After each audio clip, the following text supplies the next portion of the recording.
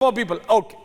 नहीं Acharya ji, Rashidi ji, now calm down, thank you. आऊंगा आपके पास, आपको सिर्फ एक ऑब्जेक्शन रखने को बोला था, बोलिए। ये संभल हुआ है, मुझे समझ में नहीं आ रही। लोग कह रहे हैं दंगा है, मैं कह रहा हूं हमला है भाई, देश पे हमला है, देश पे हमला है, ये वास्तविक तौर पर ये देश पे हमला है। वहां पर मुझे बताइए, क्या ये लड़ाई दो कम्युनिटी की वर्सेस थी या हिंदू मुसलमान की वर्सेस थी? अरे वहां पर लोग जो थे पुलिस के खिलाफ खड़े थे। पुलिस ये देश की संवैधानिक संस्था है और उसके ऊपर वहां पर हमला किया जा रहा था।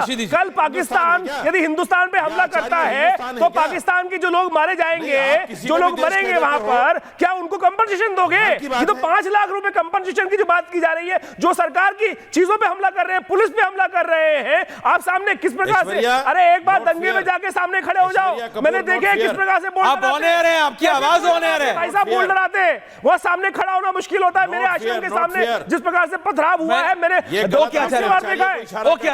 दंगाई नहीं है, हमलावर। एक सेकंड आचार्य जी बोला, क्या नॉट फेयर, क्या हुआ रशीद है? दूसरे की शादी में अब्दुल्ला दीवाना? क्यों अब्दुल्ला दीवाना भाई? देश मेरा है। आचार्य जी, अब्दुल्ला नहीं है, देश मेरा है। मनीष जी को मिलाइए। देश मेरा है। तुम सरदार साहब आ रहा हूं, 1 मिनट, रिजवी जी आ रहा हूं, रिलैक्स। मनीष शुक्ला आपसे सवाल है। आप बीजेपी, मनीष शुक्ला आपसे सवाल है। मनीष शुक्ला आपसे सवाल है।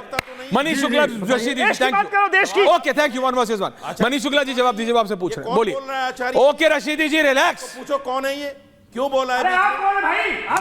आचार्य तू तड़ाक करने की बात नहीं भाई। आचार्य जी कंट्रोल, आचार्य जी कंट्रोल। आचार्य जी कोई नहीं कर रहा कंट्रोल। मनीष शुक्ला जी आपसे सवाल कर रहे हैं। क्यों चुप? रशीदी जी डाउन, रशीदी जी डाउन। भाई रशीदी जी गुंडागर्दी मत करिए, बात करिए, डिबेट करिए। मनीष शुक्ला जी, उन्होंने आपसे सवाल पूछा। इनकी आवाज ही नहीं आ रही है, लगना गला बैठ गया इनका। ये देखिए कान से निकल गया है, कुछ सुन नहीं रहे हैं। अरे वो आचार्य जी को पर्सनल बातें मैं मतलब ऑनर नहीं जाने देता हूं, इसलिए उन्होंने आपसे बीजेपी से सवाल पूछा कि आपने उन लोगों को दंगाई कहा। ठीक है रशीदी जी, आपके सवाल का जवाब आ रहा है। रशीदी जी डीरेल मत कीजिए डिबेट को, डाउन। जो पत्थर लेके निकलेगा, चाकू बर्ची लेकर निकलेगा, पुलिस पर हमला करेगा, उसको क्या मौलाना कहे, साधु कहे, संत कहे, क्या कह दे? दंगाई को दंगाई कहा जाएगा। और उत्तर प्रदेश में दंगा करने वालों की खैर नहीं है। रशीदी जी, चैनल पे बैठ के मुसलमान के लड़कों को भड़काइए मत। आप तो निकलते नहीं पत्थर लेके, डिबेट करके आप भड़काते हैं। वो गरीब मुसलमान के बच्चे दंगाई हो जाते हैं। जिस संपत्ति का नुकसान करेंगे वसूली उनके यहां से होगी। तो ये इस तरह की बातें मत करिए। पेट्रोल मत डालिए, पानी डालिए, पानी। और वो हिंदुओं पर हमला नहीं था, भारत के कानून, संविधान और अदालत पर हमला था उस दिन 24 तारीख को। से डूब मरो।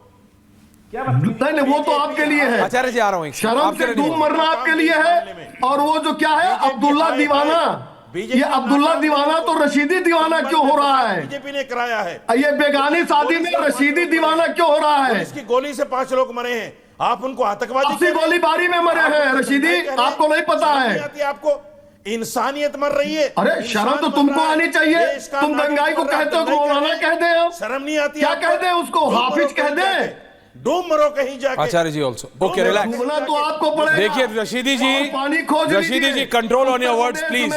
Rashidi ji control on your words. Manish ji आ रहा हूं, मनीष जी आ रहा हूं। रिजवी साहब देखिए, मैंने इनिशियली शब्द नहीं है। नहीं, ये तो शब्द नहीं है, तो इस तरह की शब्दावली का इस्तेमाल अलाउड नहीं हो सकता। बोलने दीजिए। नहीं मनीष जी मैं आ रहा हूं। रिजवी साहब देखिए, मैंने इनिशियली भी कहा कि देश को भी देखना पड़ेगा। मैंने जुडिशरी से भी पूछा, मैंने राजनेताओं को भी बोला, ये कब तक चलेगा, ये कैसे चलेगा? लेकिन अगर जुडिशियल कोर्ट में है तो दंगा थोड़ी हो जाएगा। आप कहते हैं नारा हुआ, मैंने कहा आप नारे से डिसएग्री करते हैं, एग्री करते हैं, हो सकता है मैं भी किसी और नारे से एग्री डिसएग्री करता हूं, हो सकता है आप किसी नारे से एग्री डिसएग्री करते हो, लेकिन दूसरे का घर थोड़ी जला देंगे, कट्टे थोड़ी चलाने लगेंगे, लाठियां थोड़ी चलाने लगेंगे, दंगा थोड़ी करेंगे। बिल्कुल वो भी मुझे लग रहा है ऐश्वर्या जी, आपने जो इंट्रो दिया आज बिल्कुल सबसे अलग और बहुत सही इंट्रो। और अगर उसी पर नहीं, एक मिनट रुक जाइए, मुझे बोलने ही नहीं देते। बोलिए आराम से। आपने जो इंट्रो दिया, अगर उसी पे डिबेट हो, मैं ये कहना चाहता हूँ, तो डिबेट बहुत अच्छी हो सकती है। देखिए, आपने कहा कि डॉक्टर मोहन भागवत जी ने जो बात कही, आपने फिर ये कहा कि भव्य राम मंदिर बन गया अयोध्या में, अब जगह जगह ये क्या ढूंढना। इसी तरीके से मैं ये कहता हूँ कि 1947 में हमें एक आज़ाद देश मिला। उससे पहले अंग्रेज़ों का गुलाम था कि मुग़लों का गुलाम था कि सल्तनत काल वालों का गुलाम था या किसका गुलाम था, भाटिया जी आ रहा हूँ, हमें नहीं पता।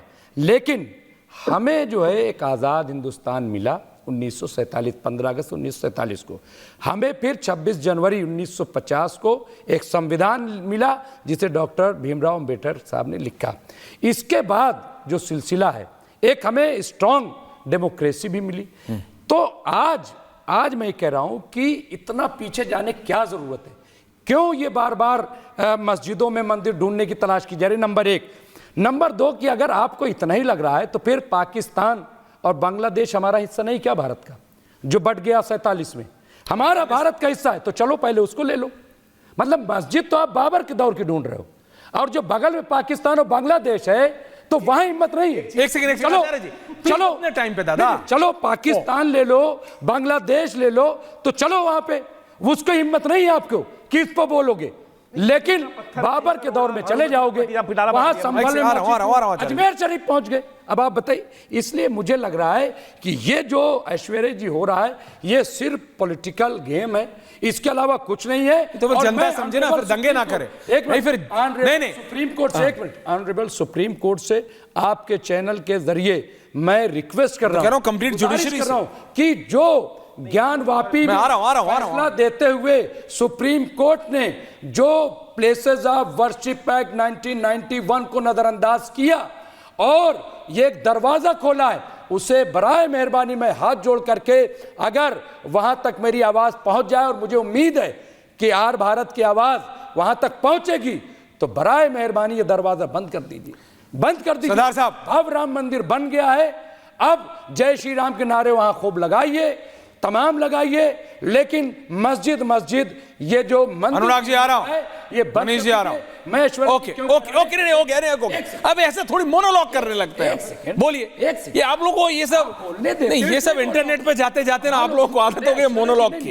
ये मैं सही बता रहा हूं, आप लोग अपने अपने ब्लॉग शुरू करो, मैं सही बता रहा हूं। नहीं दोगे, नहीं बोलो। अच्छा बोल, क्या कब नहीं देता, लेकिन लिमिट में तो देंगे। आप लोग एक घंटे के ब्लॉग करने लगते हैं, उस चक्कर में गड़बड़ा जाते हैं। पहले सब ठीक थे। बोलिए। मैं रिक्वेस्ट कर रहा हूं, ठीक अब भी हूं, सुनिए, मैं ये कह रहा हूं कि चूंकि अगर आ रहा हूं आचार्य जी, आपको बराबर कर दूंगा, बढ़ती चली गई, एक्सपेक्ट होते चली गई, तो हर गांव में जहां मस्जिद है वहां, अरे मुगल कर गए जो उन्हें करना था भाटिया जी। तो मैं कह रहा हूं, तो मुगल तो आक्रांता थे, आक्रांता रहेंगे। अगर आज रशीदी जी, रिजवी जी कुछ बोल लें, क्यों ये सब कर रहे हैं, तो वो थोड़ी दानवीर कर्ण थोड़ी बन जाएंगे, वो जो थे वो थे। लेकिन आज क्या हो रहा है Bhatia ji? Get Anurag ji and Manish Shukla ji also on है। सर मैं रिक्वेस्ट करूंगा, मैं भी आप इनकी बात से थोड़ा सहमत इसलिए हूँ कि ठीक है, राम मंदिर बन गया, जो हमारे प्रमुख मंदिर थे, जो हमारे मेन मंदिर थे, जो हमारे 2-4 मेन मंदिर हैं, जो हमारे आस्था के बड़े स्थल हैं, उसके लिए झगड़ा था और उसके लिए ये लड़ाई हुई, बहुत अच्छी बात है, और हमने राम मंदिर बनाया भी। लेकिन अगर देखिए ये सच्चाई है कि बाबर के आने के बाद हर मंदिर, बहुत सारे हजारों मंदिर टूट गए, मस्जिदें बनी हैं।